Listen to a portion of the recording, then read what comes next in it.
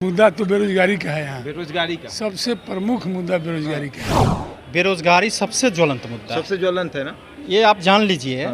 अभी जो स्टूडेंट्स है उनका भविष्य अंधकार में नज़र आ रहा है। जब जब स्टूडेंट्स जगे हैं, बेरोजगारी की जो मुद्दा आई है इनसे इस दोनों सरकार से खिन्न हो चुके हैं। तेजस्वी यादव जी ने पहला मुद्दा कहा था कि जब मैं सरकार में आऊँगा तो पहले कलम से 10 लाख बेरोजगारों को नौकरी। आप जान लीजिए, जातिगत जनगणना एक ऐसी चीज़ है जिससे समाज में एक मूल परिवर्तन होगा। आप जातिगत जनगणना होने दीजिए, इसका परिवर्तन आपको समाज के जो हाशिए में है उसको आपको दिखाई पड़ेगा। उसके हम जितना समानुपात में हम लोग रहेंगे, मान लीजिए हम ओबीसी से हैं तो हम लड़ाई लड़ेंगे ना कि उतना समानुपात पर हमको चाहिए।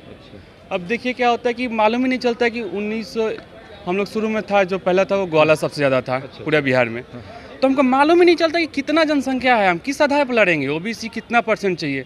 वहाँ पे साउथ में 49% से ज़्यादा हो गया, तो हम भी मांग करेंगे। इसमें एनडीए सरकार पूरी तरह विफल है। नेता प्रतिपक्ष तेजस्वी यादव आज रिपोर्ट कार्ड जारी करने वाले हैं। बिहार सरकार के 5 साल पूरे होने के रिपोर्ट कार्ड जो है वो जारी होगा और आरजेडी के सभी कार्यकर्ता बापू सभागार में मौजूद हैं। तेजस्वी यादव का राह तक रहे हैं कि कब तेजस्वी यादव आएंगे, रिपोर्ट कार्ड जारी करेंगे और हम भी देखेंगे कि बिहार सरकार किन किन जगहों पर फेल रही है। हालांकि कार्यकर्ता कुछ बहुत सारे अंदर हैं, कुछ कार्यकर्ता बाहर भी हैं। गमछा है जो लालू यादव का निर्देश है कि गमछा रखना है, आरजेडी की पहचान है। आज रिपोर्ट कार्ड जारी होने वाला है सरकार का, जो भी सरकार जिन जिन मुद्दों पर फेल रही है। क्या लगता है किन किन मुद्दों पर सरकार फेल रही, किन किन मुद्दों को आज तेजस्वी यादव जारी करेंगे अंदर? हमको तो आज लगता है ऐसा कि आज सबसे पहले मुद्दा तो बेरोजगारी का है। यहाँ बेरोजगारी का सबसे प्रमुख मुद्दा बेरोजगारी का है। हाँ, और इसके बाद महंगाई है। अच्छा, अभी तो हम लोग सुन ही रहे थे कि रुपये का इतना ना कीमत डाउन हो गया है, डॉलर का डॉलर बढ़ गया है।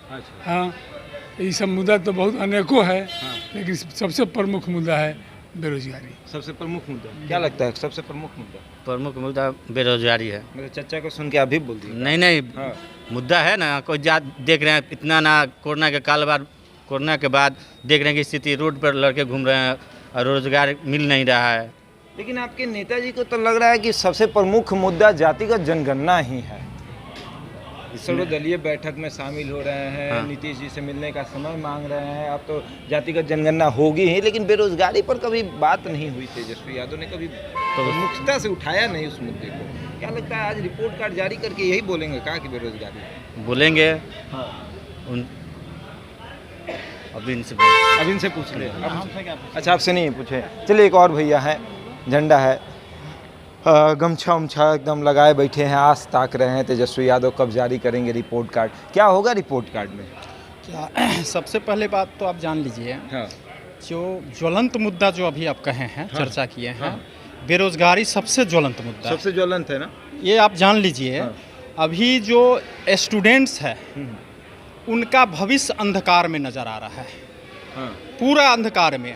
आप कुछ दिन पूर्व देख लीजिए, स्टूडेंट्स को ये था कि मैं अगर तैयारी करता हूँ तो मैं बीपीएससी कंप्लीट कर सकता हूँ, एसएससी कंप्लीट कर सकता हूँ, रेलवे कंप्लीट कर सकता हूँ, विभिन्न जॉब में जा सकता हूँ। लेकिन ये जो सरकार है कि ऊपर भाजपा की और कि नीचे ये जदयू की सरकार में पूर्ण रूप से स्टूडेंटों के साथ माने अन्याय हो रहा है और स्टूडेंटों को एक तरह से ऐसी साजिश हो रही है कि इनको ऐसा रूप से, मानसिक रूप से गुलाम बना दीजिए कि अपने अधिकार के लिए नहीं लड़े। लेकिन ये भूल रहे हैं कि जब जब ये हुआ है, जब जब स्टूडेंट्स जगे हैं, बेरोजगारी की जो मुद्दा आई है इनसे इस दोनों सरकार से खिन्न हो चुके हैं और ऐसा ये हो क्या जिसका ठिकाना नहीं मिलेगा।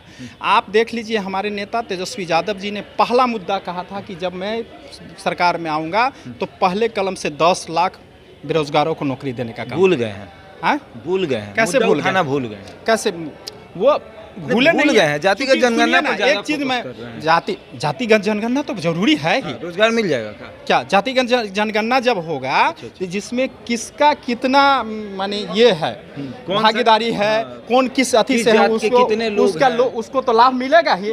इससे स्टूडेंट्स का जो हर समाज के स्टूडेंट्स को इसका लाभ मिलने जा रहा है। मतलब जातिगत जनगणना होगी तो तुरंत रोजगार मिल जाएगा क्या? कि रोजगार- पता चल जाएगा किस जात के कितने जातिगत बेरोजगार- जनगणना आप जान लीजिए, जातिगत जनगणना हाँ।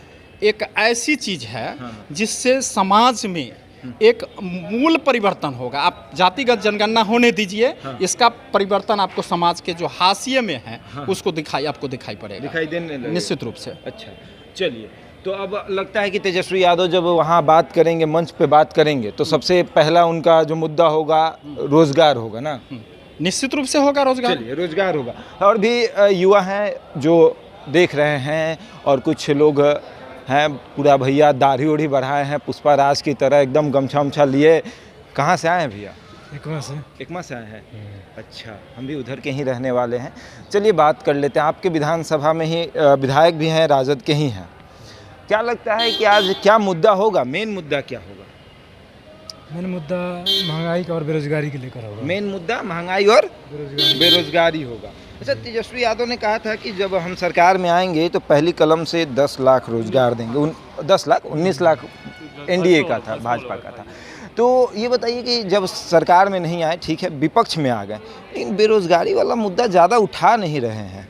नहीं हो, इससे तो हो रहा ही रहा है, ऐसे तो कहाँ उठा रहे हैं? जातिगत जनगणना पर जितना एक्टिव दिख जातिगत रहे हैं जनगणना उतना तो जरूरी था बेरोजगारी ना। पर एक्टिव नहीं दिख रहा है। कह रहे थे कि बेरोजगारी रैला करेंगे, अभी कोरोना खत्म हो जाए, सब खत्म हो गया। कितना रैलियां निकल गई, तेजस्वी यादव की कितना रैली निकल गई, बेरोजगारी रैला नहीं निकला। निकला था तो था, निकला तो था, निकला तो था। बेरोजगारी रैला नहीं निकला। बता रहे हैं हाँ बताइए। ये जो सिस्टम है बेरोजगारी का मूवमेंट, हाँ कि बेरोजगारी के लिए बहुत एक्टिव है, लेकिन हो क्या रहा है कि कभी कभी कोरोना आ गया पिछले बार, और आज बेरोजगारी पर मुद्दा पर इन्होंने चर्चा करेंगे, जहाँ तक मुझे आशा है, अंदर तो नहीं गए हैं।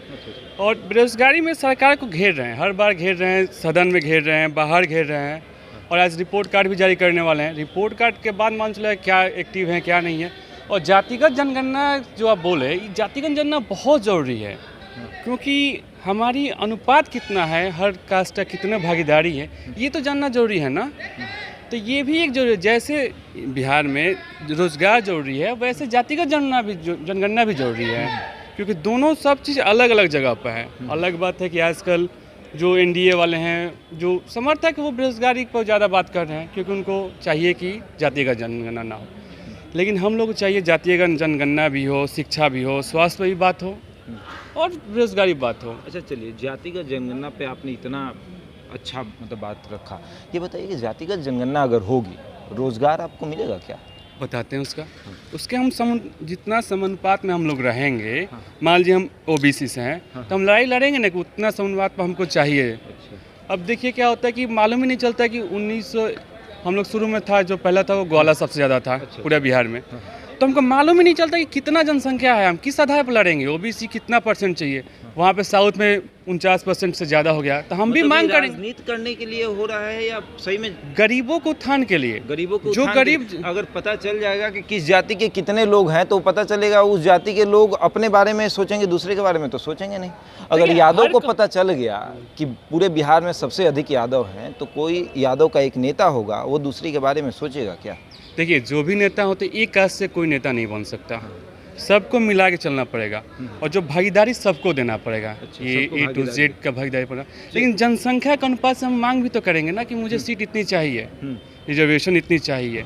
जब 49% एक कैटेगरिया था, तो मतलब जिसकी जितनी संख्या राजनीतिक भागीदारी। चलिए, क्या लगता है कि क्या मुद्दा होगा, मेन मुद्दा बताइए। मेन मुद्दा महंगाई, बेरोजगारी, ये सब मेन मुद्दा है, और इसमें एनडीए सरकार पूरी तरह विफल है।